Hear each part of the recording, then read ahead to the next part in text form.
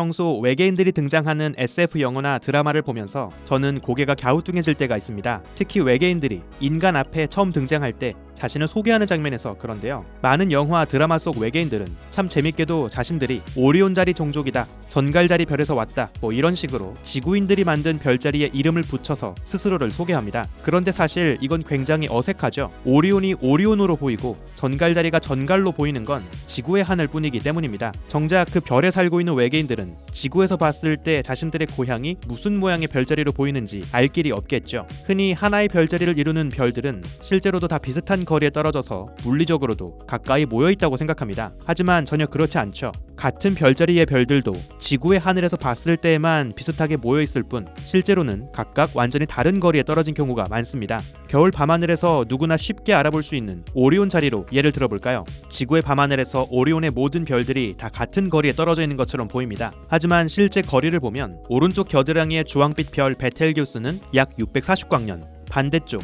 왼쪽 겨드랑이 별 벨라트릭스는 훨씬 가까운 250광년 떨어져 있습니다. 오리온의 허리띠 아래 아름다운 오리온 대성우는 그보다 훨씬 먼 1300광년 거리에 떨어져 있죠. 이처럼 오리온 자리의 별들은 서로 완전히 멀리 동떨어져 있습니다. 만약 우주선을 타고 지구를 벗어나 오리온 자리를 이루는 별들을 빙 돌아서 옆에서 바라본다면 지구의 하늘에서 보던 것과는 전혀 다른 모습으로 보일 겁니다. 만약 누군가 이런 방향에서 이 별들을 바라본다면 오리온 자리가 아니라 뭐 유모차 자리, 쇼핑카트 자리 이런 다른 모양의 이름을 짓지 않았을까요? 아니 애초에 전혀 가까이 모여있는 것처럼도 안 보이는 이 별들을 굳이 연결해서 별자리를 그리지도 않았겠죠. 이처럼 지구 바깥 외계인들은 지구인들과는 전혀 다른 방식으로 별들을 연결해서 전혀 다른 별자리 지도를 그리고 있을 겁니다. 그런데 밤하늘의 모습은 보는 위치뿐 아니라 언제 바라보는지에 따라서도 크게 변화합니다. 없던 별이 새롭게 탄생하거나 수명이 다 찬 별들이 우주에서 사라지면서 밤하늘의 지도는 계속 변화하죠. 또 우주의 모든 별들은 각자 고요한 속도로 움직이면서 긴 세월에 거쳐 조금씩 위치가 바뀌고 있습니다. 쉬지 않고 새로운 건물과 도로가 들어서면서 내비게이션을 수시로 업데이트해줘야 하는 것처럼 마찬가지로 밤하늘의 지도 역시 그 세월의 변화를 반영해주어야 하죠. 실제로 오래전부터 전해져 내려오는 다양한 별자리 신화, 별자리 이야기들을 보면 과거 우리의 조상들이 지금과는 다른 밤하늘을 바라봤었다는 것을 보여주는 세월의 흔적을 발견할 수 있습니다. 그렇다면 우리가 알고 있는 별자리 이야기들 속에는 어떤 세월의 흔적이 남아있을까요? 그리고 나만의 새로운 별자리를 만들어서 우주에 새겨놓는 것도 가능할까요? 우주먼지의 현자타임즈, 천문학에 들려주는 진짜 별자리 이야기 지금 시작합니다. 오리온 자리와 함께 겨울철 밤하늘을 아름답게 채워놓는 플레이아데스 성단은 망원경 없이 맨눈으로도 즐길 수 있는 몇 안되는 성단 중 하나입니다. 약 1억 년에서 7천만 년 전에 천문학적으로는 갓 태어난 따끈따끈한 어린 별들이 모여있어서 아름다운 푸른 빛으로 빛나고 있죠. 그리스 신화에서 플레이아데스는 안타까운 전설이 전해져 옵니다. 티탄 아틀라스와 바다의 ним프 플레이오네 사이에서 태어난 7명의 딸들이 있었는데요. 밤하늘의 사냥꾼 오리온이 이 7자매를 노리고 계속 스토킹을 하기 시작했죠. 결국 오리온을 피해서 도망다니던 7자매는 제우스에 의해서 하늘로 올라갔고 플레이아데스 성단을 이루는 밝은 7개의 별이 되었다고 전해집니다. 그리고 그 7명의 자매 중 하나만 신이 아닌 인간과 사랑에 빠져버렸고 그것이 수치스럽다고 생각한 나머지 숨어버렸다는 이야기도 전해집니다. 그런데 놀랍게도 그리스와 전혀 동떨어진 남반구 호주의 원주민들 사이에서도 이와 굉장히 유사한 설화가 전해집니다. 약 5만 년 전부터 호주에 살던 원주민들은 사냥꾼 오리온이 밤하늘의 7자매 플레이아데스를 뒤쫓고 있다는 이야기를 만들었죠. 그리고 그 7자매 중 하나만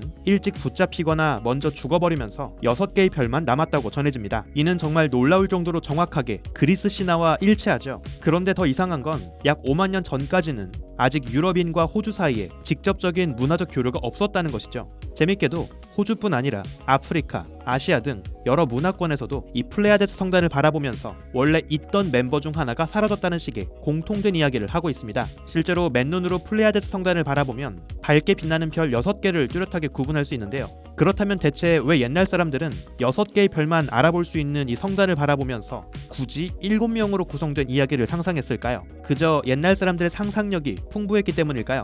우리 은하 속 별들의 정확한 지도를 그리고 있는 가이아 위성의 관측 결과를 보면 한 가지 재밌는 가능성을 추측해볼 수 있습니다. 플레이아데스 성단 속 별들 역시 다른 별들과 마찬가지로 긴 세월 동안 꾸준히 움직이면서 조금씩 자리가 바뀌었습니다.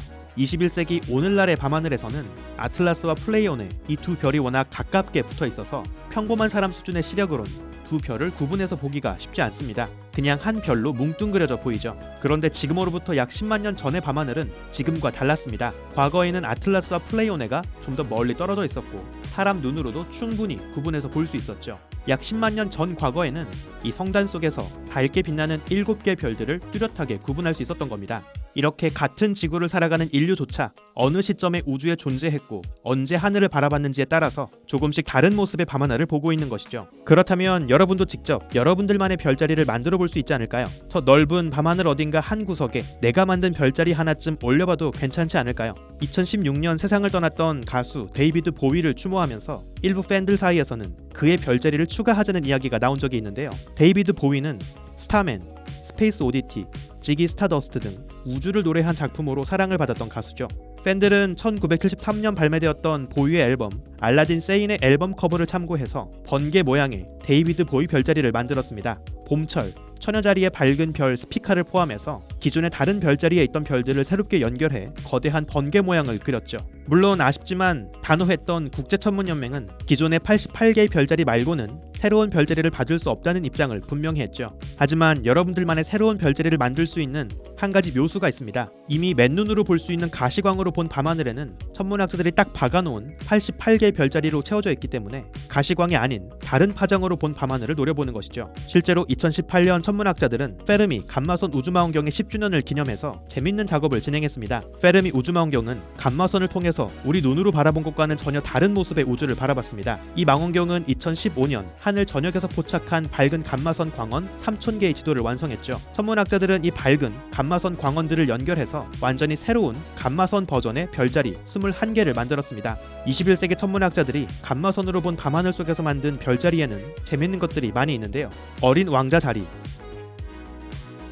세턴5 로켓 자리, 스타쉽 엔터프라이즈 자리, 알버트 아인슈타인 자리, 묠리르 자리, 고질라 자리, 슈레딩거의 고양이 자리 등 현대적 시대에 걸맞는 그리고 천문학자 특유의 너드, 덕후 감성이 물씬 묻어나오는 재치 있는 별자리가 많이 있습니다. 물론 억지로 별들을 연결해서 별 희한한 그림을 상상했다는 점은 옛날 목동들이나 21세기 천문학자들이나 별반 다르지 않은 것 같습니다. 만약 사람과 달리 적외선, X선, 중력파 등 전혀 다른 파장의 빛으로 우주를 바라보는 외계 생명체들이 살고 있다면 아마 그 외계인들은 우리와는 전혀 다른 방식으로 별자리 지도를 그리면서 그들만의 이야기, 그들만의 신화를 쓰고 있지 않을까요? 이처럼 하늘 위에 어떤 별자리를 그리게 될지는 우주 어디에서 주변을 바라보는지, 또 어느 시점에 하늘을 바라보는지, 그리고 심지어 어떤 파장의 빛으로 우주를 바라보는 존재인지에 따라서도 달라집니다. 별자리 지도는 그 지도를 그렸던 존재가 우주에 언제, 어디에 살았던 존재인지 특정 지어주는 인식표의 역할을 할 수 있죠. 언젠가 지구가 모두 사라진 먼 미래가 되었을 때 외계인 고고학자들이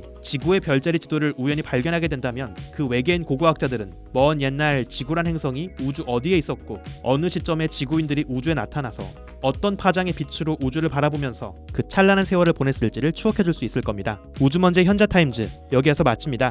구독과 좋아요도 부탁드릴게요. 우주먼지 여러분 감사합니다. 안녕.